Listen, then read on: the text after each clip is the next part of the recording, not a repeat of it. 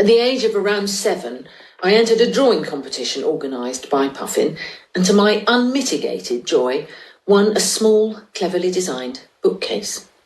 I think it was around then that I realised the Puffin was in fact a small, cleverly designed bird, and duly joined the ranks of its obsessive and devoted fans. What is it about Puffins? Is it simply the startling beak? Or is it the slightly panicky flight, wings appearing too small or short to convey the squat, sturdy little body? Whenever I see a puffin on the wing, a thought bubble always pops up above it. In it, the words, "I'm not sure how much longer I can keep this up." My feeling is that it's the dark markings around the eye that draw us in, giving them a slightly sad, almost concerned expression, as though they might be a bit worried about you, or about themselves as well. They might be, given their current circumstances.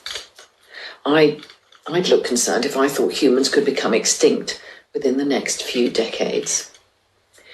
I'd probably look sad too if I spent 2/3 of my life all alone in the North Atlantic Sea. Their magnificent solitude is echoed by the habit of laying only one egg a year, truly a life and death example of putting all your eggs in one basket, and evidence somehow of their uniqueness. The baby in the egg is called a puffling, which is almost too much. In winter, their bright beaks go monochrome, appearing a change of mood, so that during the dark, cold months, in addition to looking concerned, they also look slightly depressed. Small wonder we feel such a profound connection to them. I've rarely seen a puffin in the wild. Once, about 30 years ago, my mother and I were invited to take a trip up the Inside Passage of Alaska on a small cruise ship that insisted it was eco-friendly, but probably wasn't.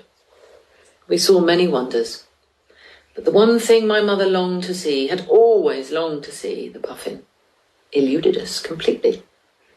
In the end, I purchased a stuffed toy puffin in the ship's gift shop and paraded it up and down a deck below my mother's cabin, making strange, loud puffing noises, and in the hope of deflecting her from her grief, but then was politely asked to cease by the purser owing to alarming the elderly couple next door. The first time I ever saw a puffin was in 2014 on a Greenpeace expedition to the Arctic.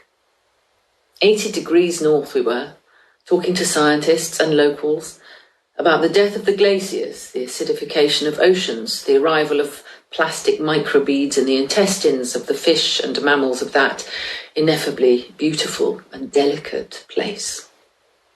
Our Greenpeace companions would discuss their fears and hopes for a dying planet, and these talks could get depressive and dark as we faced some of the awful truths about what havoc our species has wreaked.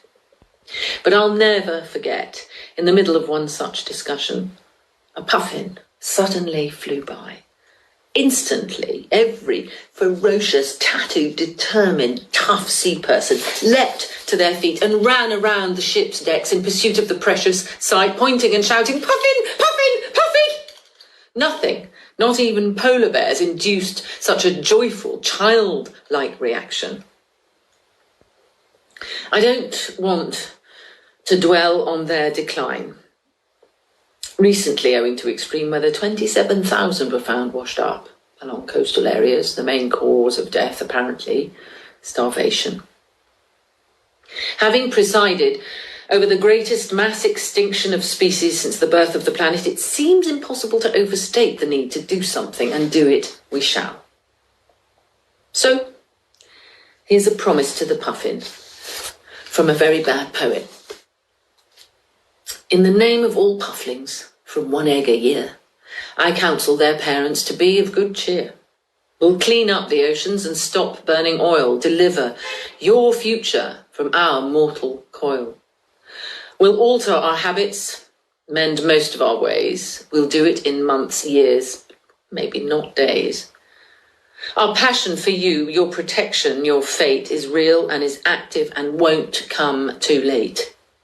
You'll thrive once again in the chill of the north, and from that one egg, your pufflings fling forth. Thanks for coming. Lots of love.